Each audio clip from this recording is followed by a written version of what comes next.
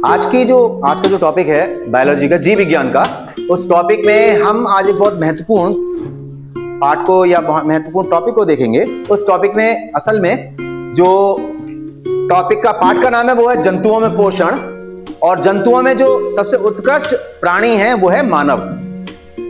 तो मानव में पाचन की क्रिया कैसे होती है उस चीज को मैंने पूरा पॉइंट वाइज, जबकि ये बहुत कठिन प्रोसेस है, पूरी प्रक्रिया को याद करना कठिन हो जाता है, लेकिन मैंने बिंदु बार उसको नोट कर दिया है। और एक मेरे पास PLM है, एक चित्र बना हुआ है, उस चित्र में आपको मैं समझाऊंगा भी कि किस तरीके से मनुष्य में भोजन का पाचन होता है। ठीक है ना, तो उसको देखेंगे। किशन आओ जरा, पकड़ो से, 1 by 1 पॉइंट टू पॉइंट देखेंगे।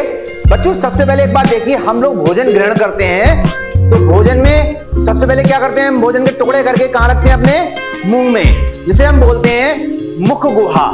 मुख गुहा द्वारा हम ग्रहण करते हैं। मुख गुहा में क्या होते हैं, दांत होते हैं और जीभ होती है। ठीक है ना, तो पहले भोजन को दांत के द्वारा क्या करा जाता है, चबाया जाता है, छोटे छोटे टुकड़े करे जाते हैं उसके।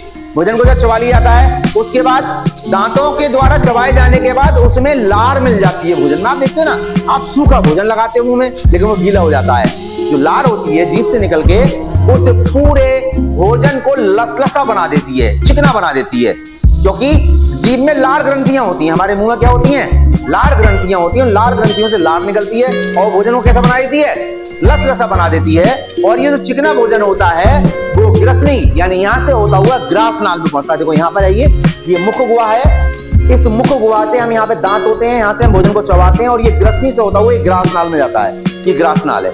ग्रास नाल में जाने के बाद ग्रास नाल से भोजन कहाँ पहुंचता है, ये जो चिकना भोजन होता है वो ग्रास नाल से पहुंचता है हमारे अमाशय में। देखो ये अमाशय है, ये बीच में ये जो बन रहा है, ये वाला जो बन रहा है ये क्या है, अमाशय है। यहाँ पर अमाशय में एक रस स्रावित होता है, एक रस का डिफ्यूजन होता है, वो रस कहलाता है जठर रस। क्या कहलाता है, जठर रस। और जठर रस में पाचक एंजाइम होते हैं। हमारे शरीर में बहुत सारे एंजाइम होते हैं। ऐसे जठर रस में 2 पाचक एंजाइम होते हैं, एक तो होता है पेप्सिन और एक होता है रेनिन।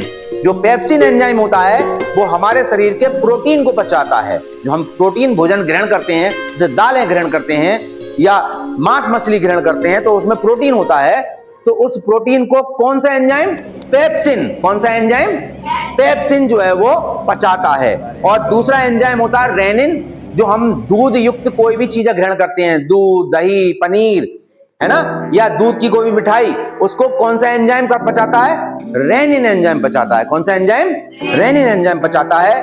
उसके बाद ये जो जठर रस में एक और चीज होती है, हाइड्रोक्लोरिक अम्ल। क्या होता है, हाइड्रोक्लोरिक अम्ल। वो सब कहां हो रहा है, तो इसमें हो रहा है, इस अमाशय में। जो हाइड्रोक्लोरिक अम्ल होता है वो हमारे भोजन के माध्यमों कैसा बनाता है, अम्लीय बनाता है। कैसे बनाता है, अम्लीय बनाता है। जो हमारा भोजन का माध्यम अम्लीय हो जाता है, उसके बाद भोजन अमाशय से पहुंचता है कहां, छोटी आंत में। देखो अमाशय से भोजन पहुंच रहा था छोटी आंत में। देखो अमाशय से भोजन का पहुंचा, ये छोटी आंत में पहुंच गया, और छोटी आंत में पहुंचने के बाद यहाँ पर हमारा एक पित्ताशय होता है ये, और यहाँ से पित्ताशय से यहाँ से निकलते हैं पित्तरस। ठीक है ना, पित्ताशय ये हो गया और यहाँ हो गया अग्नाशय।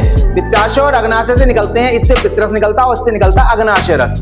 ये पित्तरस और अग्नाशय रस दोनों ही जो है भोजन में एंजाइम छोड़ते हैं। वो एंजाइम जो है वसा और प्रोटीन इसको पचाते हैं। कहां पर पचता है वो, छोटी आंत में पचता है। ठीक है ना, छोटी आंत में पाचन के उपरांत जो तरल पदार्थ होता है वो उसके अंतिम भाग में पहुंचता है। बिल्कुल यहाँ पाचन हो रहा है, अंतिम भाग इसका यहाँ पे ढूंढो, यहाँ ज्वाइंट है, देखो इससे बड़ी हाथ से, यहाँ अंतिम भाग में पहुंचता है। और फिर उसके बाद जो पचा हुआ भोजन है उस अंतिम भाग में पहुंचने के बाद उसमें जो पोषक पदार्थ होते हैं वो अवशोषित हो जाते हैं। ठीक है ना, इस पूरी प्रक्रिया को कहते हैं अवशोषण कहते हैं। छोटी आंत में भोजन पहुंचा, वहां पर पित्ताशय से और अग्नाशय से पित्तरस और अग्नाशय रस पहुंचे, और उनसे जो एंजाइम थे वो उन एंजाइम ने वहां वसा और प्रोटीन का क्या कर दिया, पाचन कर दिया।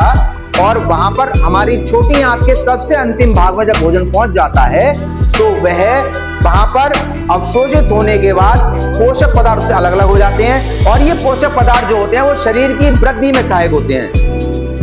शरीर की वृद्धि में और अन्य जैविक क्रियाओं में सहायक होते हैं। और जैविक क्रियाओं के करने की इस पूरी प्रक्रिया को हम क्या कहते हैं? स्वांगीकरण कहते हैं। क्या कहते हैं? स्वांगीकरण कहते हैं। उसके बाद जब भोजन के जो पोषक पदार्थ थे वो तो निकल गए, वो तो स्वांगीकरण में काम में आ गए, यानी भोजन की विभिन्न क्रियाओं में काम में आ गए। उसके बाद जो अनुपयोगी भाग रह गया, उसका जो काम में नहीं आया, वो पार्ट जो है पहुंच जाता है बड़ी आंत में यहाँ, और बड़ी आंत से घूमता हुआ इसमें कुछ जल आके मिलता है, और वो जल आके फिर पहुंच जाता है मलाशय में, और वहां मलाशय में वो अप्रयुक्त पदार्थ इकट्ठा हो जाता है और समय समय पर वो मल द्वार के द्वारा बाहर निकलता रहता है। ठीक है ना? ये पूरी प्रक्रिया है मानव के पाचन तंत्र की।